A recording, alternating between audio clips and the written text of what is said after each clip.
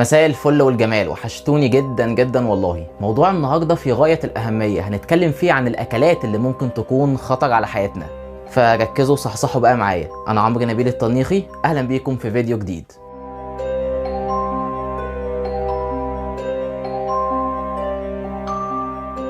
اول اكله هنتكلم عنها النهارده هي الفسيخ. طبعا الفسيخ من الاكلات المصريه المشهوره جدا جدا، واللي عدد كبير من المصريين بيحبوها. مش عارف على ايه الصراحه يعني، بس ما علينا، مش موضوعنا. لو الفسيخ اتحضر بشكل كويس واتخزن بشكل كويس مفيش منه اي مشكله، ولكن المشكله الكبيره لو الفسيخ ده اتحضر بشكل مش كويس واتخزن بشكل مش كويس، ساعتها ممكن يحصل مرض خطير جدا جدا اسمه البوتيوليزم. في يا صديقي نوع من البكتيريا اسمها الكوليستريديوم بيتيولينم بتنشط جوه الفسيخه البايظه وبتبدا تفرز سموم جوه الفسيخه. فسيادتك لما تيجي تاكل الفسيخه البايظه وتنزل على معدتك ومنها تروح للامعاء، هيبدا يحصل امتصاص للسموم دي وتروح على الدم، ولما السموم دي تمشي في الدم بقى هتروح لجهازك العصبي، خصوصا عند الاعصاب اللي بتغذي عضلاتك. السموم دي يا صديقي لما توصل عند منطقه الاتصال بين الاعصاب والعضلات هتمنع افراز ماده مهمه جدا جدا اسمها الاسيتايل كولين، والاسيتايل كولين هي الماده اللي بتخلي عضلاتك تنقبض. فبالتالي لما يقل الاسيتايل كولين هنا نشاط العضلات هيقل جدا جدا ويحصل ضعف شديد في العضلات، ولو الحاله ما اتلحقتش بدري ممكن يحصل شلل في عضلات التنفس والانسان يموت. شايفين الفسيخه البايظه ممكن توصل لايه؟ فسيادتك لو خلاص يعني نفسك جايباك قوي على فسيخ وخلاص هتموت لو ما اكلتهوش، فلازم تتاكد جدا من المصدر اللي هتجيب منه الفسيخ،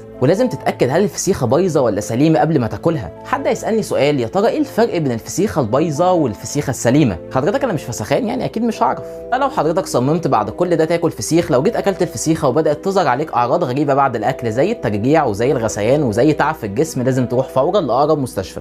وتاني اكله هتكلم عنها النهارده هي اللحوم المصنعه او البروسيسد ميت، زي اللانشون والهوت دوج والصدق والبسطرمه والحاجات اللي شبه كده. مشكله الاكلات دي يا صديقي لو انت اكلتهم لسنين طويله على المدى البعيد ممكن تزود من اصابتك بامراض القلب وارتفاع ضغط الدم وسرطان المعده والامعاء. مشكله اللحوم المصنعه انها بتحتوي على ماده اسمها الصوديوم نيترايت، والماده دي هي اللي بتحاول تحافظ على اللحمه وتديها اللون الاحمر بتاعها، كمان بتمنع نمو البكتيريا جواها، وكمان بتدي طعم حلو للحمه المصنعه. اللحوم المصنعة بقى دي وقت تحضيرها عشان الأكل بتتعرض لدرجات حرارة عالية جدا، ساعتها مركب الصوديوم نيترايت هيتحول لمادة خطيرة وضارة جدا اسمها النيتروزامين، وعلى حسب دراسات منشورة هحطلكوا اللينك بتاعها تحت في المصادر، بيقولوا ان النيتروزامين دي ممكن تزود من نسبة الإصابة بسرطان المعدة والأمعاء. ده طبعا بيحصل على المدى البعيد عشان محدش يقلق، بيحصل لما حد ياكل لحوم مصنعة لمدة سنين طويلة، عشان كده يفضل التقليل خالص من اللحوم المصنعة ويفضل منعها أصلا عشان نحافظ على صحتنا وعلى حياتنا.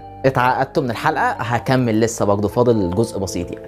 واخر حاجه هتكلم عنها النهارده هي الفرايد فود، سواء بقى كانت فراخ او بطاطس او اي حاجه فرايد بشكل عام. قبل بس ما اتكلم على الفرايد فود عايز اقول ان في جسمنا في كوليسترول بيكون حلو وكوليسترول بيكون وحش. الكوليسترول الحلو اسمه HDL والكوليسترول الوحش اسمه LDL. الكوليسترول الوحش اللي هو اسمه ال LDL لما بيزيد في جسمنا بكميات كبيره بيبدا يترسب في الاوعيه الدمويه ويخليها صلبه ويضيقها شويه، وده المرض المعروف باسم تصلب الشرايين. وتصلب الشرايين بيخلي الشخص عرضه اكتر انه يحصل له امراض القلب والاوعيه الدمويه والجلطات. اما ال HDL ده فهو ده الكوليسترول الحلو اللي قلنا عليه من شويه، ده بيجمع وبيلم بقايا الكوليسترول السيء في الجسم ويوديها على الكبد عشان الكبد يخلصنا منها. تفتكروا بقى الفرايد فود هيعمل ايه؟ طبعا مش محتاج اقول، الفرايد فود هيزود من ال LDL اللي هو الكوليسترول الوحش ويقلل من ال HDL اللي هو الكوليسترول الحلو.